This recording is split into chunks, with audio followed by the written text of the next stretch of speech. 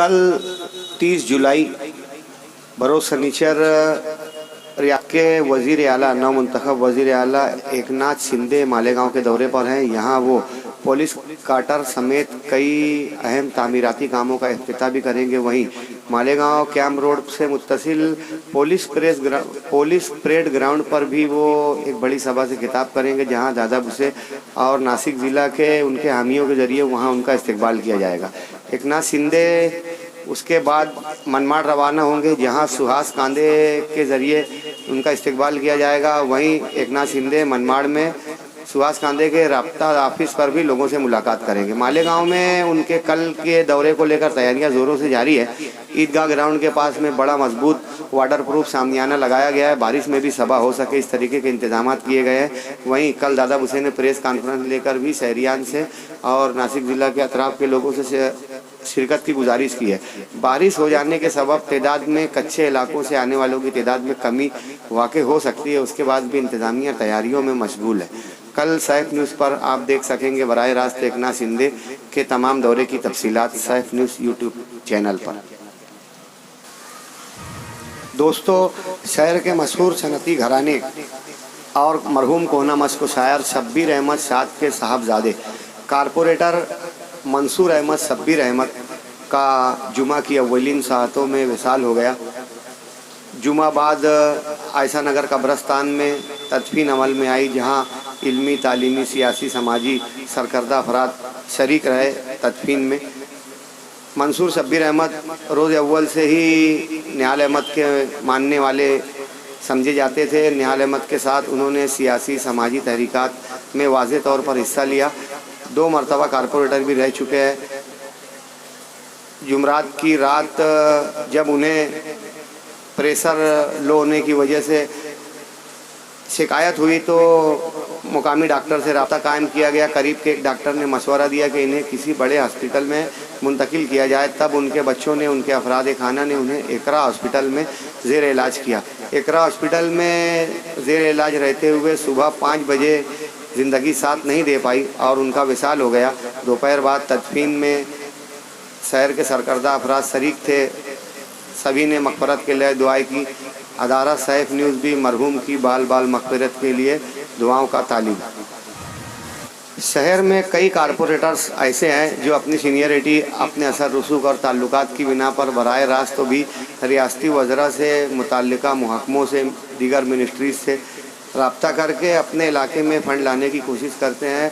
Ward number 13 के fall corporator Farooq Faizullah Khan ने भी नए वज़ीर आला एकनाथ शिंदे से मुंबई में उनके मकान पर सरकारी रिहाइशगाह पर मुलाकात की और इस दरमियान उन्होंने मालेगांव शहर, कमालपुरा, वर्ली रोड अतराफ में कई अहम सड़कों की तामीर के लिए 1.5 करोड़ रुपए फ़ंड का मुतालबा किया।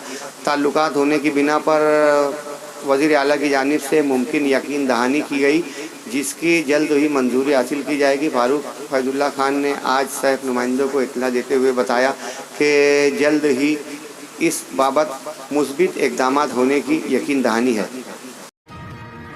हमारे शहर के एमएलए, हमारे कायदो सालार मुफ्ती मोहम्मद इस्माइल कासमी साहब, उनकी सरपरस्ती और उनकी क़यादत में हम बरोज़ बूथ को नासिक शहर ज़िला धान्य पुरवठा अधिकारी के पास गए और उनसे मुलाकात की और उनसे मुलाकात करके मालेगांव शहर के गरीब आवाम की जो शिकायतें थी वो रखी।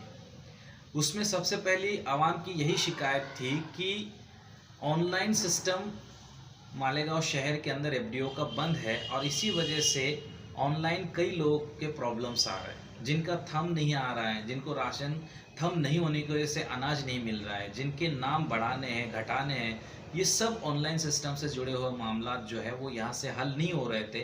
तो इन मामलात को लेकर हम वहाँ गए। हमको उस जगह पर जो अरविंद साहब है उन्होंने ये बात कही और हमें अश्योर किया है अगस्त महीने में हो सकता है कि ये ऑनलाइन सिस्टम शुरू हो जाए और आवाम के जितने भी ऑनलाइन सिस्टम के रिलेटेड मामलात है, ख़ास तौर आधार से लिंक करना, ये हो जाएगा।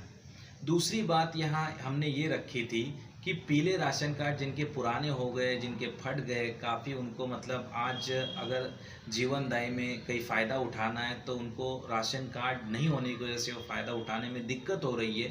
तो उसके बारे में अरविंद साहब ने हमें ये बात कही है कि राशन कार्ड, सबसे पहले तो हमारी भी ये बात है कि राशन कार्ड जो है वो संभाल के रखना चाहिए, एक अहम दस्तावेज़ है। तो उसमें नए राशन कार्ड आने में टाइम लगेगा, क्योंकि यहाँ गवर्नमेंट हमें जितना देगी उतना ही हम यहाँ से देंगे लोगों को। फिर उस जगह उन्होंने ये बात कही कि पीले राशन कार्ड जिनके पास नहीं है और जिनके नाम राशन कार्ड पे, जिनके नाम ऑनलाइन है, और अगर वो जीवनदायी से फ़ायदा उठाना चाहते हैं अस्पताल के ताल्लुक से, तो वो तहसीलदार ऑफिस जाए और उस जगह से एक फॉर्म या एक सर्टिफिकेट हासिल करें। अगर कभी आपको तहसीलदार ऑफिस जाकर वहाँ कभी अगर दिक्कत पेश आई तो आप तमाम ही लोग ज़ोहान फाउंडेशन को ज़रूर याद करिए, हम इंशाल्लाह आपके साथ रहेंगे। एक और शिकायत इस जगह पर हम लोगों ने रखी थी, क्या नए राशन कार्ड बनाकर दिए जा रहे हैं एफडीओ की तरफ से, तो उस जगह अरविंद साहब ने साफ इनकार कर दिया है। उन्होंने ये कहा है कि जो कोटा हमको ऊपर से गवर्नमेंट की तरफ से मिलता है, हम वही कोटे के तहत राशन कार्ड बांट चुके हैं और उतने ही लोगों को हम लोग राशन दे सकते हैं। हमें अनाज जो ऊपर से गवर्नमेंट की तरफ से आता है हम उतना ही तकसीम कर सकते हैं, ऐसी बातें उन्होंने कही। तो इससे तो ये समझ में आ जाती है बात कि जो हाल ही में जो वीडियो वायरल हुआ, उस वीडियो के अंदर जो नए राशन कार्ड बनाने की बात हो रही है वो सरासर दूर तक के मतलब सही नहीं है। उन्होंने तहकीक करनी चाहिए थी, मामला आगे लेकर जाने चाहिए थे और फिर ऐसा वीडियो बनाना चाहिए था, लेकिन उन्होंने इस जगह पे ऐसा कुछ नहीं किया। तो मैं तमाम ही लोगों से गुजारिश करूंगा कि ऐसा कोई मामला कहीं दूर तक के नहीं है। आप किसी के भी पास अपने डॉक्यूमेंट्स लेकर मत जाइए और किसी को भी आप पैसा मत दीजिए कि आपका पीला राशन कार्ड बना के दे। कोई अगर आपसे पैसा मांगता है, पीला राशन कार्ड बनाने का वादा करता है, दावा करता है, तो मेहरबानी करके आप उनसे दूर रहिए। अगर आपको कुछ दिक्कत आती है इस मामले को लेकर तो आप ज़ोहान फाउंडेशन से ज़रूर रब्ता करिए, और हम अगर कभी कुछ ऐसी बात सामने आती है तो हमारे कायदो सालार मुफ्ती मोहम्मद इस्माइल कासमी साहब उनकी सरपरस्ती में और उनकी जानिब से ये बात का ऐलान ज़रूर कराएंगे, और वो इंशाल्लाह करेंगे भी, क्योंकि उनको भी आवाम की काफ़ी फ़िक्र है। तो वो आवाम को बता देंगे कि अगर पीला राशन कार्ड बनने की बात आती है तो। अब कहीं अगर आपको राशन दुकानों में आप जब जाएंगे और आपको पावती नहीं मिलेगी तो आप तमाम ही लोग जो है वो राशन दुकानदार से जो अनाज उठाएंगे उसकी पावती मांगे और पावती ले। अगर पावती आपको नहीं देते दुकानदार तो आप हमारे ज़ोहान फाउंडेशन को कांटेक्ट कर सकते हैं, इंशाल्लाह हम आपके लिए उस जगह काम करेंगे।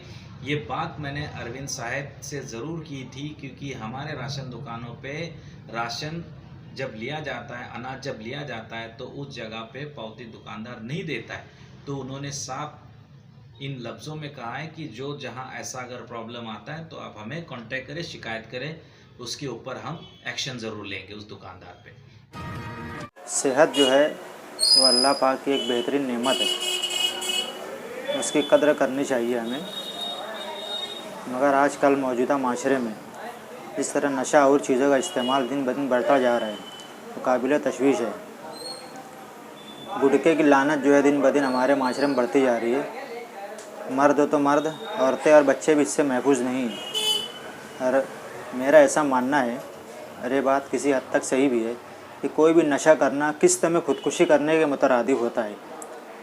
लिहाजा इस लानत पर पाबंदी लगना चाहिए, इस पर सख्ती होना चाहिए, किसी खरीद व फरोख्त पर सख्ती होना चाहिए, मुकम्मल पाबंदी लगना चाहिए।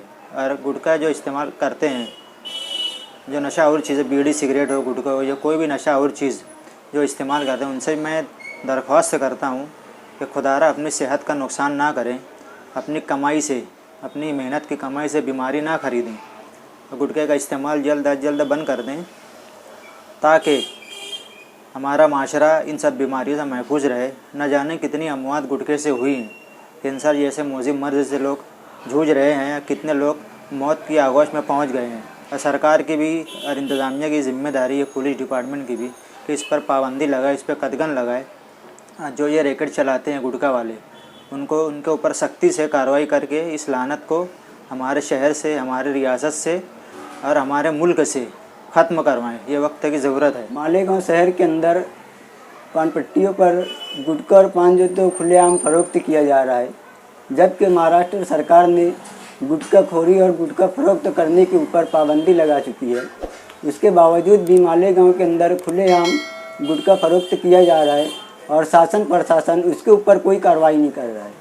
यहाँ तक कि फूड ऑफिसर का भी पता नहीं रहता है, वो गांव में रहते हैं कि नहीं रहते हैं, ना कभी कोई एरिया में विजिट करते हैं, ना किसी पान स्टॉल पर कार्रवाई होती है। और मालेगांव शहर के छोटे छोटे बच्चे जिनकी उम्र 10 साल 12 साल रहती है, वो भी बहुत सी जगहों पर पूड़ी बीड़ी और सिगरेट वगैरह का शौक करते हुए पाए जाते हैं।